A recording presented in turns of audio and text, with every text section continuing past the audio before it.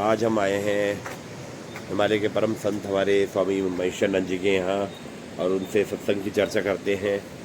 और स्वामी जी अभी अभी अपने स्नान के बाद थोड़ा बाहर पे बैठे हैं और पूरा मौका है, हमें उनसे सत्संग सुनेंगे। यहाँ पे इस विरक्त जगह पे गंगा जी के तट के पास गोरी में स्वामी जी रहते हैं और अपना ध्यान भजन में लगे हुए हैं। उनका सानिध्य मिल रहा है। आओ उनसे सत्संग की चर्चा करते हैं। हर हर महादेव। स्वामी जी तो एक चीज़ ऐसी है कि मैं इस संसार में क्यों आया, बिल्कुल सर। आने का मकसद क्या है। जो भी वस्तु संसार में है ये शारीरिक संबंध है।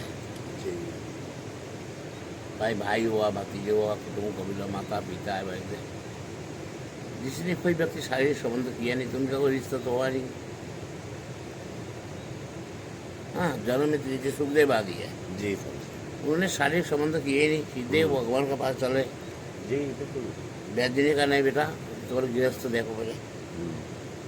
तो संसार में आप रहोगे ना, तो संसारी लोग जो होते हैं यही चाहता है क्या? कि मेरा नाती हो, पोता हो, धन हो, वैभव हो, रिश्तेदार हो, लेकिन ये भी मिथ्या है। थोड़ी देर के लिए आप समझ लो, हुआ वो भी दुख, नहीं हुआ वो भी दुख।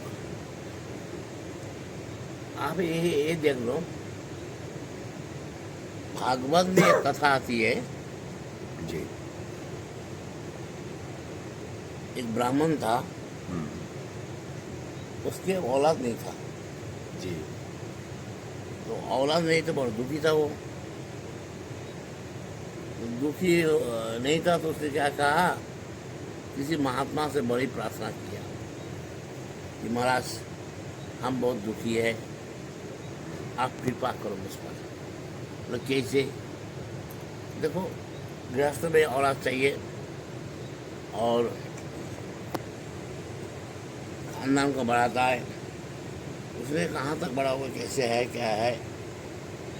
उसने कहा इस ज्ञान दिए, ज्ञान उनके पल्ले कुछ पड़े नहीं। तब उसने कहा अच्छा मैं ठीक है, मैं फल देता हूँ, इस फल को खाया तो मिसेस को देना और गर्भवती हो जाएगी, जी तुम्हारी तो संतान हो जाएगा।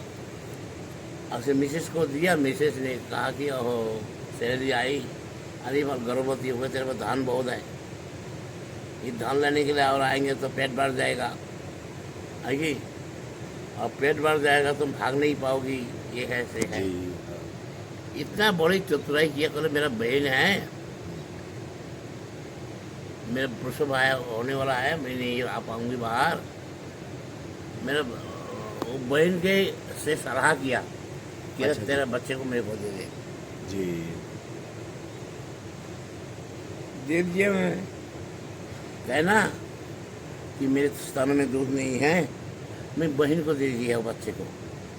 मैं उसका पाला पोसा, वो धुंधुकार निकल गया, फायदा क्या है। देखो, जन्म पुत्र नहीं फिर भी दुखी था, पुत्र होने के बाद फिर भी दुखी है। संसार ऐसे बड़ा दुखों का घर है, इसमें कोई लगा है। इसलिए श्री हरि का भजन करो, उसी में तुम्हारे कल्याण है, आनंद है। ठीक है, इसलिए मेरा जहाँ तक ख्याल है कि इन चक्कर में पड़ना ही नहीं है। बस एकांत में जाकर भजन किया जो भी है। हाँ, तो ये है। अब लोगों का कहना है जी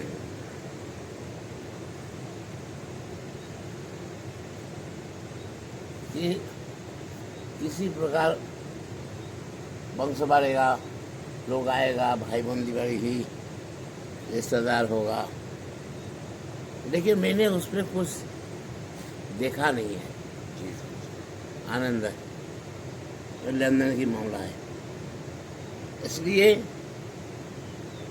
एक चौपाई आते रामायण में, अब प्रभु जी कृपा करऊँ नहीं भांति, सब तजी भजन करऊँ दिन रात। मुझे इस पर ऐसा कृपा कर दो, मैं सब त्याग करके हरि का भजन कर लूँ बस, मेरा यही ख्वाहिश है। पर स्वामी जी ये कृपा कैसे हो? प्रार्थना कह रहे करने से ऐसे संतों का संग होना चाहिए, जी स्वामी जी। उससे आपको ऊर्जा मिलेगा, अच्छा प्रेरणा मिलेगा। इसलिए बड़ी भाग मानुष तन पावा, जी सूर्य दुर्लभ सदग्रंथ ने गावा। संत ने कहा है, प्रथम भगति संतन कर संगा, दूसरी रति ममो कथा प्रसंग। ये रामायण में है, जी। नवदा भक्त में है। नवदा भक्ति तो कथा प्रसंग होना चाहिए। आप सारे दिन बच्चा पैदा करे, खाए कहाँ से लाए, कैसे करिए, हाँ भाग दौड़ लड़ाई झगड़ा, ये नहीं वो नहीं, ये चाहिए वो चाहिए, ऐसे ही सारा जीवन व्यतीत करता है। अंतिम समय जब मृत्यु का सैया में आते हैं, वो तो भयंकर भयंकर रूप दिखाई देता है। जी स्वामी जी। तो सोचती है इन्हीं के लिए मैं सारा जिंदगी अपना जीवन बिता दिया, अभी परलोक मैंने सोचा ही नहीं है कि नहीं। फिर भजन कीर्तन भी नहीं होता स्वामी जी? भजन मन तुम्हारी दुनियादारियों में है ना, भजन कीर्तन कोई कर सकता है जो भगवान की भक्ति में रुचि रखता हो। बिल्कुल। अब तुम्हारे मन में तो कुछ और चल रहा है, हम जबरदस्ती वाले मार मार के मुसलमान बनाने वाली बात है ना। तो ये चीज नहीं है चीज, ये जन्म जन्मांतर का संस्कार होती है। इसलिए भगवान के भक्ति तो बड़ा एकांत में स्वतंत्र में होता है। हाँ।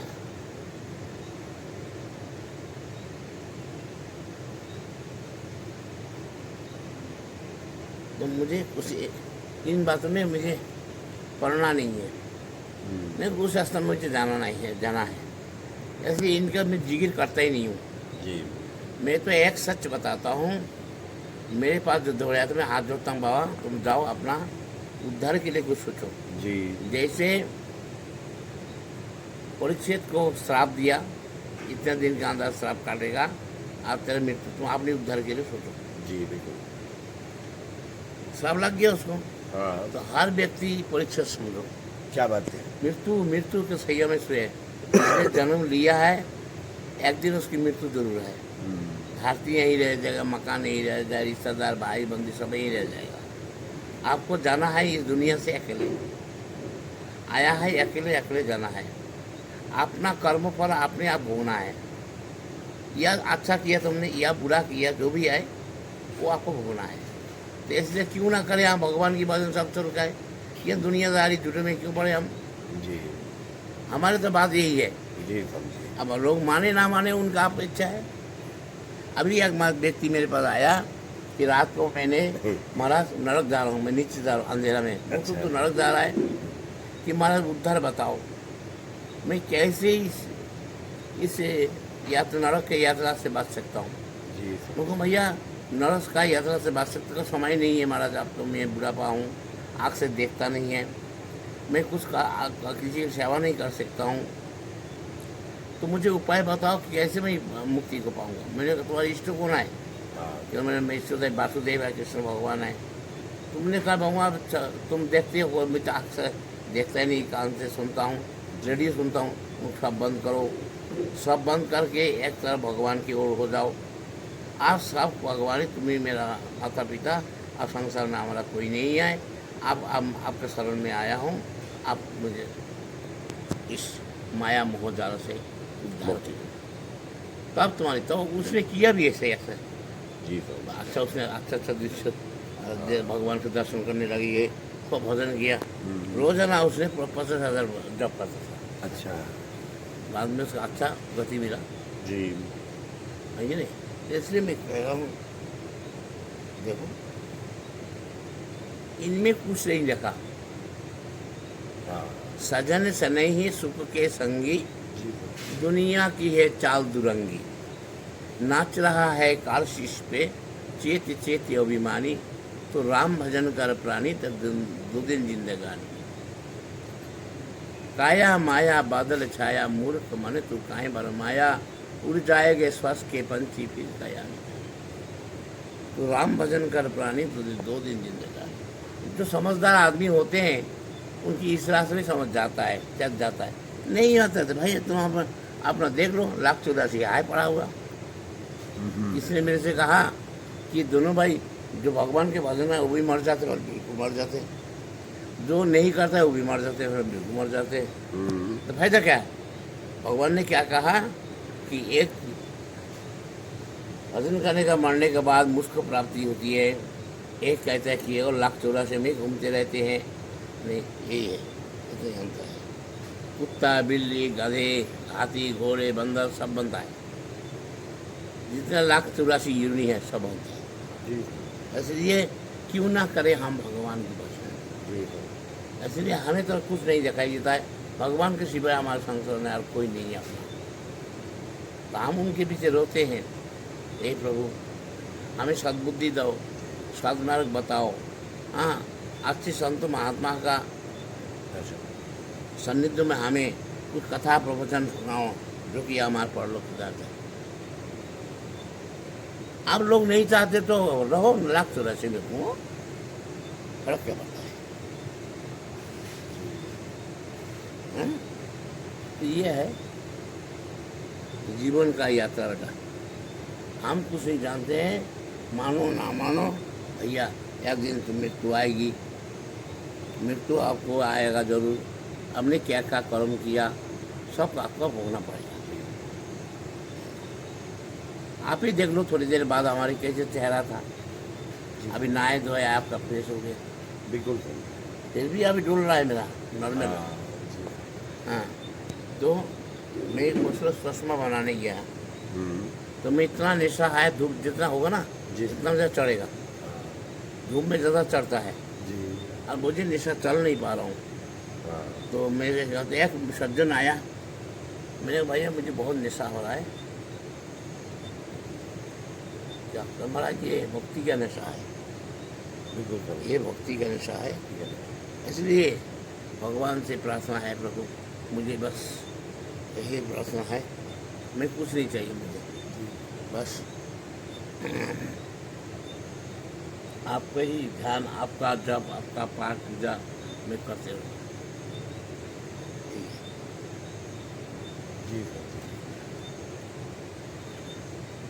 जीवन क्या कलयुग का प्राणी कितना आयु है? बाल्यपन आप 10, 15, 20 साल आपका ऐसे ही गया, आया फिर जवान हो गया, शादी हो गई, शादी होने के बाद बाल बच्चा हुई, आए इनके भरण पोषण कैसे हो, नौकरी करेगा, ये करेगा, सो करेगा। इनका अभी ये जन्म दिया तो इनको कुछ बड़ लोग का ये खाने पीने की व्यवस्था कराना पड़ेगा। भाई इसी में जीवन बात बीत जाता है, आदमी कहाँ भगवान को भजन करता है। इसलिए मुझे इन चक्कर में पड़ना ही नहीं है। हाँ,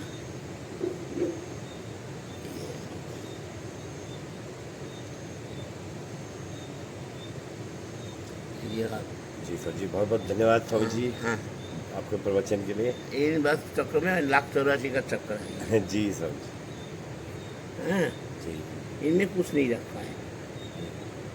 भगवान के भारी का भजन करो, जी बस इसी में आपका मुक्त है। जी संसार तो ऐसे चलते। आप तब हमारा समय भी पूरा हो गया, अब हम चलने की तैयारी में हैं। जी। काहे हम लापे में पड़े, फिक्र नहीं है।